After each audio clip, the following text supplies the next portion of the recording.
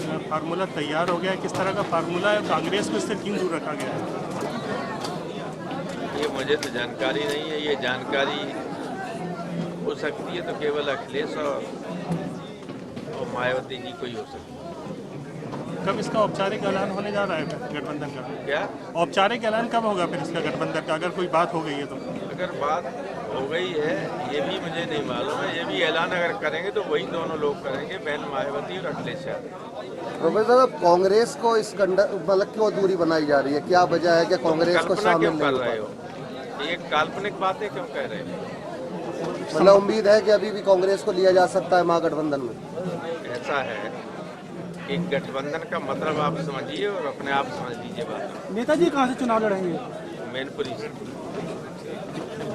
नमस्कार, मैं हूं गायत्री गुप्ता और आप देख रहे हैं SPN 9 न्यूज और स्वागत है आप सभी दर्शकों का मेरे प्रोग्राम में। और प्रोग्राम का मुद्दा जुड़ा है समाजवादी पार्टी के महासचिव राम गोपाल यादव से। जी हां, क्या राम गोपाल यादव पार्टी में दरकिनार किए जा रहे हैं? क्या अखिलेश यादव का मोहभंग हो रहा है अब चाचा राम गोपाल यादव से? राम गोपाल यादव वही शख्स हैं जिन्होंने साल 2017 यूपी विधानसभा चुनाव से पहले अखिलेश यादव का बढ़ चढ़कर साथ दिया था और शिवपाल सिंह यादव के खिलाफ हल्ला भी बोला था। और इसी वजह से मुलायम सिंह ने अखिलेश और रामगोपाल दोनों को ही पार्टी से निष्कासित भी कर दिया था। लेकिन अब देखिए, वक्त बदला है। शिवपाल अलग पार्टी बनाकर एक मुखिया बन गए हैं, तो वहीं रामगोपाल यादव महासचिव बन गए हैं सपा के।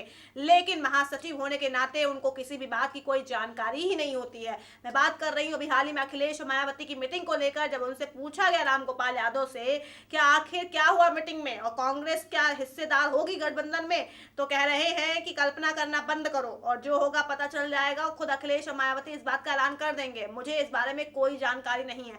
अब इसके बाद ये कहा जा रहा है कि महासचिव होते हुए अखिलेश यादव के सिपहसालार होते हुए रामगोपाल यादव को किसी बात की कोई जानकारी ही नहीं है। क्या वाकई अब अखिलेश यादव उनको उतनी वरीयता नहीं दे रहे हैं जितनी की उनकी होनी चाहिए? और क्या रामगोपाल यादव को इस बात का एहसास हो गया है? बात करूंगी मैं फिरोजाबाद सीट को लेकर भी, क्योंकि कहा जा रहा है कि वहां पर जो है इस बार अक्षय यादव जो कि उनके बेटे सांसद हैं, उनको टिकट मिलने पर सस्पेंस चल रहा है और शिवपाल सिंह यादव इस बार वहां पर लोकसभा चुनाव लड़ सकते हैं।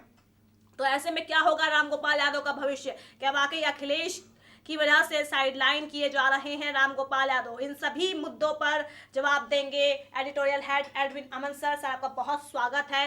रामगोपाल यादव का क्या भविष्य दिख रहा है समाजवादी पार्टी में? देखिए, एक समय तो लग रहा था कि सपा में जो पूरा का पूरा धड़ा जो दो अलग अलग बटे हैं, उसमें सबसे बड़ी भूमिका रामगोपाल की ही है। लेकिन अब वो भूमिका कहाँ चली जा रही है, किस तरह से उनको एक तरह से ओझल होते चले जा रहे हैं वो नजरों से मीडिया की, और लगातार मैं कहूँगा नदारद रहते हैं पार्टियों की, अमूमन चर्चाओं में भी नजर नहीं आते। और एक समय उनको पूरा जो सबसे महत्वपूर्ण या यूँ कहें कि सबसे अखिलेश सबसे करीबी के तौर पर जाना जाता था, माना जाता था। लेकिन फिलहाल के दिनों में गायत्री जी आप देखेंगे, नजर डालेंगे तो अखिलेश के सिवा सपा में कोई नजर नहीं आ रहा है। और हो सकता है कि ये जो टीस निकल कर सामने आई है कि मुझे नहीं पता कि क्या गठबंधन की बातें हुई भी हैं या नहीं, और किन किन चीजों को लेकर बातें हुई हैं, और मुझे इन सब का कोई पता नहीं। वो तो पत्रकारों से यहाँ तक कह रहे हैं कि ये काल्पनिक बातें मत करिए प्लीज आप। तो ये कल्पना में कहीं वो तो नहीं है कि आज भी मेरी पार्टी में वही पूछ है, वही जरूरत है, वही जो उनको सियासी जो जानकार एक समय अखिलेश यादव मानते थे, क्या अब मोह भंग होता हुआ नजर आ रहा है अपने ही कुनबे से, मैं यूं कहूँ एक तरीके से, क्योंकि लगातार अखिलेश यादव अलग हटे हैं। उनकी जो पारिवारिक जो जड़ें थी वो कमजोर होती हुई नजर आई। लगातार मीडिया में खबरें इसको लेकर भी चली, लेकिन रामगोपाल सबसे ज्यादा करीबी रहे हैं, ऐसा बिल्कुल हम लोगों ने देखा है। और जब पार्टी में क्या अध्यक्ष बतौर किसको बनाया जाए की बात आई, तो उन्होंने सबसे प्रमुखता से अखिलेश का समर्थन किया और उस पक्ष में तुरंत आकर खड़े हो गए और काफी मतलब मजबूती से खड़े रहे। लेकिन जिस तरह से इस बीच उनकी अनुपस्थिति नजर आई है लगातार, हर एक नदारद ही रहे हैं, तो ये कहीं ना कहीं सवाल निशान खड़े कर रहा था कहते जी, क्या अब भुला दिया गया है रामगोपाल यादव को? और नजर भी आ रहा है कहीं ना कहीं जिस तरह से उनके मन की खटास निकलकर सामने आई है कि मुझे नहीं पता क्या हुआ है मीटिंग में, क्या नहीं हुआ है, गठबंधन होगा या नहीं होगा, मैं नहीं जानता। और सच सबसे बड़ी बात तो चेहरे के हाव भाव भी बहुत कुछ बयान करते हैं। पत्रकार पर भड़कना तो दूसरी बात है, लेकिन जिस तरह से उनसे पूछा गया मुझे कोई जानकारी नहीं है, इसका मतलब क्या है? सिपा सलार है तो क्या उनसे कोई मशवरा ही नहीं लेते अखिलेश यादव? इंग्लिश में कहावत है कि face is the mirror of human body.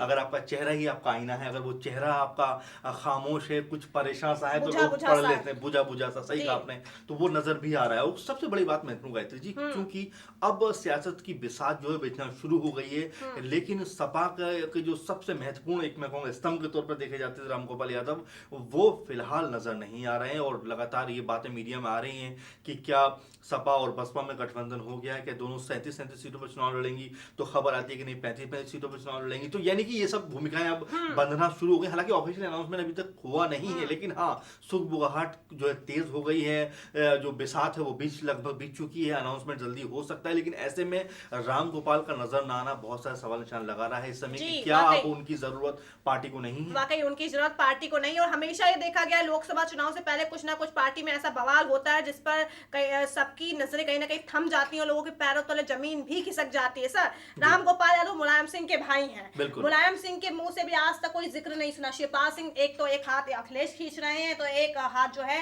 उनका मुलायम सिंह का शिवपाल खींच रहे हैं, लेकिन मुलायम सिंह बीच में। लेकिन मुलायम सिंह ने आज तक अभी तक जितना भी बवाल हुआ पार्टी में, राम गोपाल यादव को लेकर कभी कोई जिक्र नहीं किया। बिल्कुल पारिवारिक कलह जो नजर आई हम लोगों को, लगातार हम लोगों ने बात भी की इसके ऊपर कि जिस तरह यादव परिवार में बिखराव की स्थिति बनी और उसके बाद दो पार्टियां तैयार हुई, और फिर भी ये कहा जाता रहा कि दोनों के अंदर कोई ऐसा मनमुटाव नहीं है। अगर जरूरत पड़ी, अपर्णा ने बोला कि जरूरत पड़ी तो बिल्कुल गठबंधन साथ होंगे, फिर अपर्णा ये बोलती हैं कि नहीं हम जहां से नेताजी जिनके साथ हम उनके साथ, यानी कि आपस में जो माहौल बना हुआ था लगातार कलह का, वो खत्म होता हुआ नजर नहीं आया। कोई भी ये तय नहीं कर पा रहा है कि वो शिवपाल के साथ में है या अखिलेश के साथ में या मुलायम सिंह के साथ में या रामगोपाल, यानी कि आपस में जो लगातार इस तरह की बातें सामने आ रही हैं वो खत्म होने का नाम नहीं ले रही हैं। और यही लगातार वजह है कि कहीं ना कहीं रामगोपाल जैसे नेता अब अपने आप को पार्टी से किनारे होता हुआ महसूस कर रहे हैं, क्योंकि अभी तक किसी भी मीटिंग में उनके नाम की चर्चा नहीं है गायत्री जी। वाकई उनके नाम की चर्चा भी नहीं है। और बात अब करते हैं फिरोजाबाद सीट को लेकर, जिस पर अब काफी महादंगल की स्थिति देखी जाएगी। हालांकि उनसे पूछा गया था सवाल में कि क्या मुलायम सिंह की सीट से चुनाव लड़ेंगे, तो कह रहे कि एक ही टिकट मिलेगा, उन्हें समाजवादी पार्टी से मिलेगा और मैनपुरी से चुनाव लड़ना उनका निश्चित है। अब फिरोजाबाद सीट पर उनके बेटे अक्षय यादव सांसद हैं, लेकिन इस बार वहां पे जिस तरह सियासी समीकरण गड़बड़ा रहे हैं, और जो वो की बेल्ट कहा जाता है, यादव परिवार का कुंबे का बेल्ट कहा जाता है, लेकिन कहा कि वहां पे अखिलेश यादव के खिलाफ भी माहौल जो है पनप रहा है, और उसी का पूरा फायदा उठाने की कोशिश में जुटे हैं शिवपाल सिंह यादव, क्योंकि फिरोजाबाद सीट पर उनकी नजर है, शायद वो इस बार लोकसभा चुनाव लड़ सकते हैं।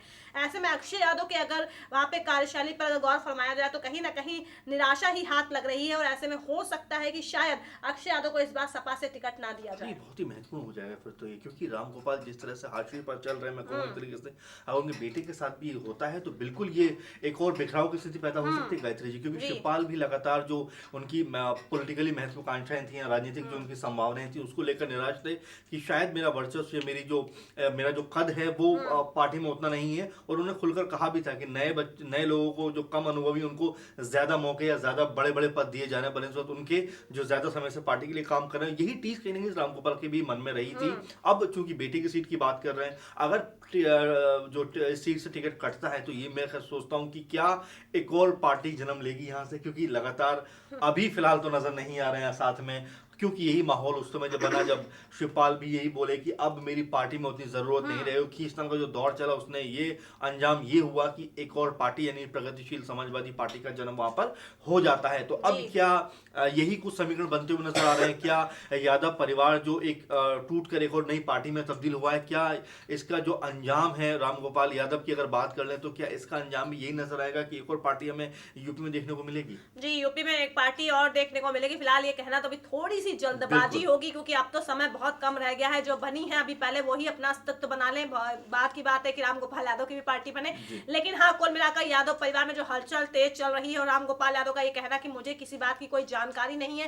सर, क्या वाकई लगता है कि अखिलेश यादव किसी बात पर कोई मशवरा नहीं करते होंगे, या रामगोपाल यादव कोई जानकारी नहीं देना चाहते, उनको मना किया गया? मना करने का अलग बात होती है, लेकिन जिस तरह से मना किया है कि मुझे नहीं पता, ये इसके कई मायने। आप कुछ और भी कह सकते थे, हाँ बातचीत का दौर चल रहा है, जैसे फाइनलाइज होता है हम आपको जरूर बताएंगे, लेकिन उन्होंने ये बोला कि आप कल्पना में रहकर बातें कर रहे हो, तो मीडिया को लेकर ही कहीं सवाल निशान खड़े कर दिए, लेकिन पूरा मीडिया जान रहा है जिस तरह से लगातार अंदर खाने में मायावती और अखिलेश में मीटिंग का दौर चल रहा है, उसका कोई अनजान नहीं। लेकिन मेरे ख्याल में जिस तरह से रामगोपाल खींच अपनी निकाल रहे हैं कि आप कल्पना में बातें कर रहे हैं और ऐसा कोई मीटिंग नहीं चल रही है, कोई ऐसी कोई बात नहीं है, और अगर हो भी रही है तो मुझे नहीं पता। कभी प्यार से बात नहीं करते, हमेशा मीडिया के सामने जब भी पता नहीं खींच है कि मुझे नहीं पता, यानी कि ये दर्शा रहा है कि क्या अब उनकी जो पूछ थी या उनका जो एक उनको हायरार्की जो थी, क्या वो अब खत्म होती हुई नजर आ रही है, क्या वो कम होती हुई नजर आ रही है।